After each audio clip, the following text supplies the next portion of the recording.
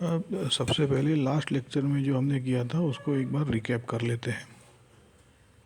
सबसे पहले हमने क्वासी स्टैटिक या क्वासी इक्विलिब्रियम प्रोसेसेस देखे थे, यानी प्रोसेस इतना स्लो होता है कि सिस्टम हर मोमेंट इक्विलिब्रियम के बहुत क्लोज रहता है। फिर हमने पीवी ग्राफ्स को डिटेल में समझा, कैसे कर्व का शेप देखकर प्रोसेस का नेचर समझते हैं। उसके बाद work as area under PV curve, curve के नीचे का area is equal to gas द्वारा किया गया work. Finally different processes, isobaric, isochoric, isothermal, adiabatic, उनका इंट्रो देखा था, उसके पीवी ग्राफ्स और उनमें वर्क थोड़ा सा कैसा निकालते हैं वो देखा था। देखते हैं इस लेक्चर में हमारे मेन गोल्स क्या है। पहला है आइसोथर्मल प्रोसेस में वर्क का एग्जैक्ट डेरिवेशन करेंगे, फॉर्मूला के पीछे का लॉजिक समझेंगे। दूसरा है टीवी और पीटी ग्राफ्स से रीजनिंग सीखेंगे, ग्राफ देखकर वर्क और प्रोसेस के बारे में कैसे सोचना है।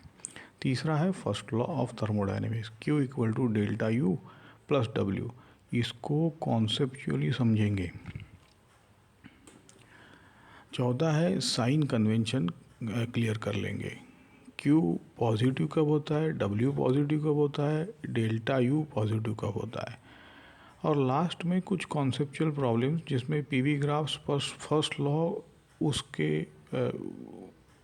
उसको करके बोर्ड और जेई के आपके जो रीजनिंग टाइप एग्ज़ाम में होता है वो सवाल करेंगे। स्टार्ट करते हैं आइसोथर्मल प्रोसेस के वर्क से। General formula for the work by gas आपको पता है, W is equal to integral V initial from to V final PdV। Ideal gas के लिए PV इक्वल टू nRT होता है और आइसोथर्मल प्रोसेस में टेम्परेचर कांस्टेंट होता है, तो T एक कांस्टेंट वैल्यू है पूरे प्रोसेस के दौरान। हम आइडियल गैस इक्वेशन से प्रेशर को वॉल्यूम के टर्म्स में लिख सकते हैं, P equal to nRT by V। अब इसको वर्क के एक्सप्रेशन में सब्सटीट्यूट करते हैं, W equal to integral from VI to VF nRT by VdV। यहाँ N, R और T सब कांस्टेंट है क्योंकि प्रोसेस आइसोथर्मल है। अब इन कांस्टेंट को इंटीग्रल के बाहर ले आते हैं, W is equal to nRT integration from VI to VF dV by V। अब इंटीग्रेशन dV बाई V होता है log V, तो मिलता है W equal to nRT log V from VI to VF, यानी W equal to nRT VF by VI। ये है isothermal process के वर्क का natural log form.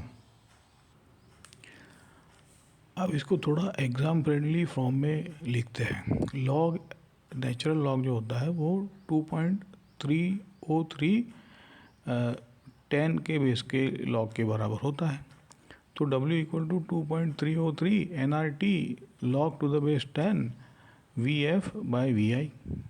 Isothermal process में PV कांस्टेंट होता है, देखो ये बात है ना, तो VF by VI is equal to PI by PF। तो हम लिख सकते हैं W equal to nRT natural log PI by PF। इसी को हम लिख सकते हैं 2.303 nRT 10 के बेस में PI बाई PF। अब देखो ये सारे बोर्ड्स के न्यूमेरिकल्स में दोनों फॉर्म्स यूज़फुल है, कभी वॉल्यूम रेशियो दिया होगा, कभी प्रेशर रेशियो। अब ग्राफ पॉइंट ऑफ व्यू से देखें, आइसोथर्मल प्रोसेस का पीवी ग्राफ एक हाइपरबोला होता है, देखो क्योंकि PV इक्वल टू कांस्टेंट। इस कर्व के नीचे का एरिया मतलब V इनिशियल से V फाइनल तक, ये work done by the gas होता है। तो अगर आपको सिर्फ ग्राफ दिया हो तो आप क्वालिटेटिवली कंपेयर कर सकते हैं कि कौन सा आइसोथर्मल ज़्यादा वर्क करेगा, जिस कर्व के नीचे ज़्यादा एरिया उसमें ज़्यादा वर्क। अब देखते हैं टीवी ग्राफ। यहाँ डायरेक्टली ग्राफ का एरिया वर्क नहीं देता, लेकिन ग्राफ से प्रोसेस टाइप पता चल जाता है। इस टीवी साइकिल में जो वर्टिकल लाइंस है वो आइसोकोरिक प्रोसेस है, वॉल्यूम कांस्टेंट तो W0। जो टेम्परेचर कांस्टेंट लाइन है अगर दिखे वो आइसोथर्मल होंगे, जहाँ हम अभी derived formula W=nRT log VF/VI use कर सकते हैं। तो टीवी ग्राफ का काम है बताना कौन से सेगमेंट में वर्क ज़ीरो है और कौन से में आइसोथर्मल फार्मूला लगेगा। इस टीवी साइकिल को क्वालिटेटिवली एनालाइज करते हैं। आइसोकोरिक सेगमेंट AB और CD है, देखना इन दोनों पर वॉल्यूम चेंज ज़ीरो है, इसलिए वर्क ज़ीरो है। आइसोथर्मल सेगमेंट्स है BC और DA। देखो इन पार वर्क निकालने के लिए हम वो W=nRT log of VF/VI use कर सकते हैं। ध्यान रखें कौन सी आइसोथर्मल हाई टेम्परेचर पर है, कौन सी लो पर। अब net work in cycle is equal to isothermal expansion का वर्क माइनस आइसोथर्मल कॉम्प्रेशन का वर्क। एक एग्ज़ाम के लिए एक टिप देखो, ग्राफ देखो, पहले आइडेंटिफाई करो ये सेगमेंट आइसोकोरिक, आइसोबैरिक या आइसोथर्मल है। फिर उस हिसाब से वर्क का फॉर्मूला या एरिया डिसाइड करो। सीधा नंबर्स पे जंप मत करना। अब आते हैं पीटी ग्राफ पर। यहाँ भी ग्राफ का एरिया डायरेक्टली वर्क नहीं देता, लेकिन फिर से प्रोसेस टाइप मिलता है। Horizontal line E constant, isobaric process. Vertical line T change होता है, V कांस्टेंट है, आइसोकोरिक प्रोसेस। आइसोबारिक के लिए हम जानते हैं W=P∆V या NR∆T। तो PT ग्राफ में जब आपको T1 T2 का डिफरेंस दिया है और पता है लाइन आइसोबैरिक है, तो work directly NR₂ minus T1 से आएगा। आइसोकोरिक सेगमेंट पर फिर से W=0 है ना। तो summary for PT cycle, isobaric segment के लिए सीधा W=nR∆T। इसका मतलब अगर किसी हॉरिजॉन्टल सेगमेंट पे टेम्परेचर इंक्रीज है तो उस पार्ट में positive work by the gas होगा, पॉजिटिव वर्क। अगर हॉरिजॉन्टल सेगमेंट में टेम्परेचर डिक्रीज है तो negative work on the gas होगा। वर्टिकल यानी आइसोकोरिक सेगमेंट वॉल्यूम कांस्टेंट, सीधा वर्क ज़ीरो ले लो। साइकिल में नेटवर्क सब सेगमेंट का W का अलजेब्रिक सम कर दो। अब ये बोर्ड और JEE में अक्सर ऐसे कॉन्सेप्चुअल सवाल आते हैं जहाँ सिर्फ ग्राफ देख के पूछते हैं नेटवर्क पॉजिटिव है या नेगेटिव है या ज़ीरो है। अब आते हैं फर्स्ट लॉ के कोर कॉन्सेप्ट पर। मान लीजिए सिस्टम स्टेट 1 से स्टेट मतलब इनिशियल से फाइनल पर जा रहा है, लेकिन अलग अलग पॉसिबल पाथ से। हर पाथ के लिए आप मेजर करें कितनी हीट मिली और कितना वर्क हुआ। एक्सपेरिमेंटली पता चलता है कि Q माइनस W का वैल्यू हर पाथ के लिए सेम रहता है, यानी Q और W इंडिविजुअली पाथ पे डिपेंड करते हैं, लेकिन इनका कॉम्बिनेशन Q माइनस W सिर्फ इनिशियल और फाइनल स्टेट पे डिपेंड करता है। इसी ऑब्जर्वेशन से हम डिफाइन करते हैं Q minus W is equal to U final minus U initial delta U। यही इंटरनल एनर्जी एक स्टेट फंक्शन है। So delta U is equal to Q minus W। इसका मतलब अगर आपको किसी प्रोसेस के लिए Q और W मिल जाए, आप तुरंत इंटरनल एनर्जी चेंज बता सकते हो। इसको हम नॉर्मली ऐसे लिखते हैं Q equal to delta U plus W। अब इसका इंटरप्रिटेशन, जो हीट सिस्टम को दी गई उसका कुछ हिस्सा इंटरनल एनर्जी बढ़ाने में गया डेल्टा यू, और कुछ हिस्सा वर्क के फॉर्म में बाहर निकलता है डब्ल्यू। तो हीट और वर्क दोनों सिर्फ एनर्जी ट्रांसफ़र के तरीके हैं। सिस्टम के अंदर जो स्टोर्ड एनर्जी है वो इंटरनल एनर्जी है।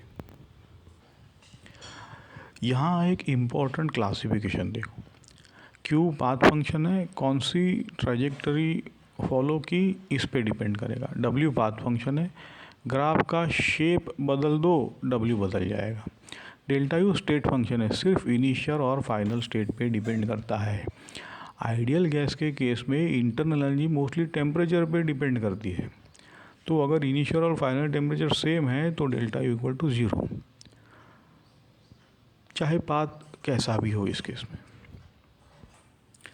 अब देखो Q equal to delta U plus W है, ये सब कुछ इंक्लूड करता है, बहुत पावरफुल है लेकिन कंप्लीट नहीं है।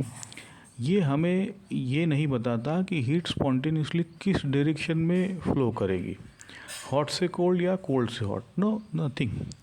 ये सेकंड लॉ बताता है कौन से कंडीशन में हीट को प्योर वर्क में कन्वर्ट कर सकते हैं। क्यों 100% एफिशिएंट इंजन नहीं बना सकता है, देखो ये इक्वेशन तो ये कुछ नहीं बताता। तो एनर्जी कन्वर्जन के हिसाब से फर्स्ट लॉ परफेक्ट है, पर डायरेक्शन और क्वालिटी ऑफ एनर्जी के लिए हमें सेकंड लॉ की ज़रूरत पड़ेगी। अब साइन कन्वेंशन को क्लियर कर लेते हैं, क्योंकि एग्ज़ाम्स में गलती यही होती है। हम ये कन्वेंशन यूज़ कर सकते हैं, Q ग्रेटर देन 0 सिस्टम को हीट दी गई, heat in. Q less than 0 system ने हीट छोड़ी, Q heat out. W greater than 0 work done by the system, gas expand कर रहा है। W less than 0 work done on the system, gas compress हो रहा है। Delta U greater than 0 internal energy बढ़ी, usually temperature increase हुआ। Delta U less than 0 internal energy कम हुई, टेम्परेचर डिक्रीज हुआ।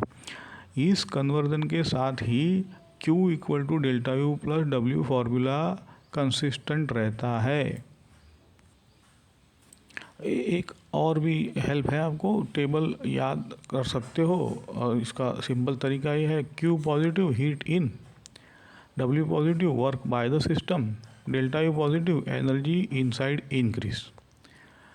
अगर आप एक बार साइन कन्वेंशन फिक्स कर ले, हर न्यूमेरिकल में पहले साइन सोचिए फिर वैल्यू पुट कीजिए। यहाँ केयरलेस मिस्टेक बहुत कॉमन है।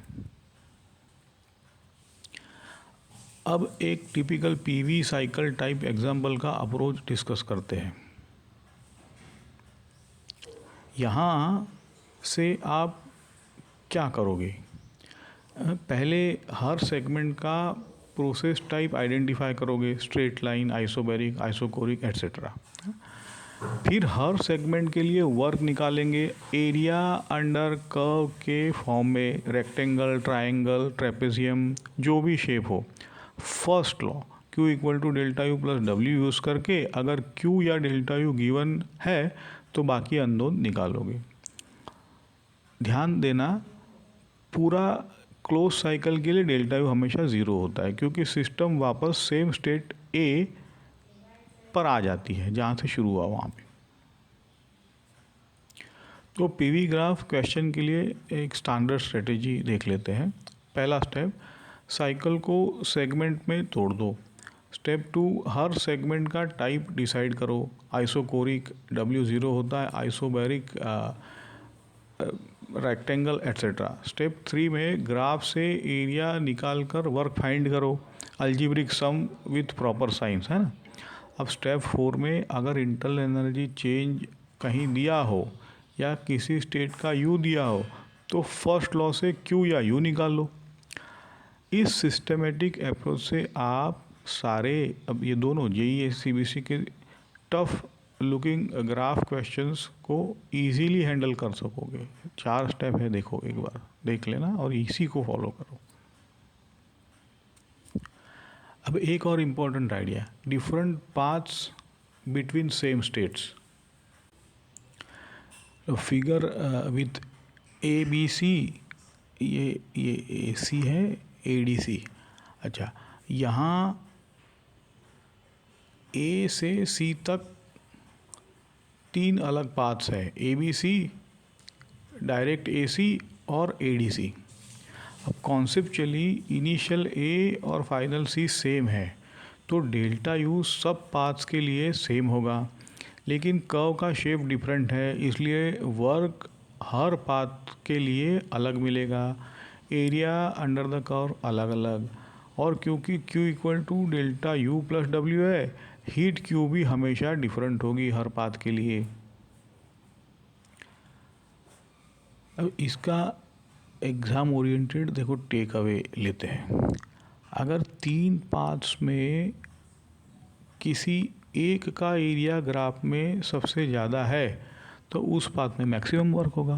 दूसरा पॉइंट, क्योंकि डेल्टा यू फिक्स है, तो जिस पाथ में W मैक्सिमम है उसी पाथ पे Q भी मैक्सिमम होगा। बहुत सारे कॉन्सेप्चुअल MCQ ऐसे होते हैं। इन 3 paths from A to C, which path requires maximum heat? आपको सिर्फ ग्राफ के एरियाज कंपेयर करने होते हैं। चलो, last conceptual idea in this lecture, heating versus cooling, piston move versus piston clamp, मतलब बंधा हुआ है, रुका हुआ है। मान लीजिए एक वर्टिकल सिलेंडर है, इसमें पिस्टन फ्रीली मूव कर सकता है। तो पहला स्टेप, गैस को हीट करो, पिस्टन ऊपर उठता है। यहाँ डेल्टा यू ग्रेटर देन 0 है, T इंक्रीज है और W ग्रेटर देन 0 है। गैस ने वर्क किया है ना। स्टेप 2, अब पिस्टन को क्लैम्प कर दो और गैस को वापस इनिशियल टेम्परेचर तक कूल करो। अब वॉल्यूम कांस्टेंट है तो W 0, सिर्फ डेल्टा यू चेंज होता है नेगेटिव में।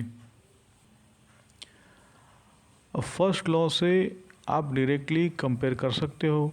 हीटिंग में ली गई हीट और कूलिंग में छोड़ी गई हीट सेम नहीं होती। डिफरेंस क्या होता है? Simply expansion work. चलिए लेक्चर 3 को क्विकली समराइज करते हैं। Isothermal work W equal to nRT natural log VF/VI, या प्रेशर रेशियो के टर्म्स में भी लिख सकते हो, आपने देखा है। अब टीवी और प्रिटी ग्राफ्स डायरेक्टली एरिया नहीं देते, लेकिन प्रोसेस टाइप बता देते हैं, जिससे हम सूटेबल फार्मूला से वर्क निकालते हैं। First law, Q equal to delta U plus W, जहाँ डेल्टा यू स्टेट फंक्शन है, Q और W path function. Sign convention देख लेते हैं। Q greater than 0 heat in, W greater than 0 work by the system. Same initial final state पर delta U same होता है, लेकिन W और Q पाथ के हिसाब से चेंज करते हैं। इन आइडियाज़ को अच्छे से अगर पकड़ लोगे तो थर्मोडायनेमिक्स के बोर्ड और JEE ग्राफ्स पर फर्स्ट लॉ वाले क्वेश्चन काफ़ी इजी हो जाएंगे।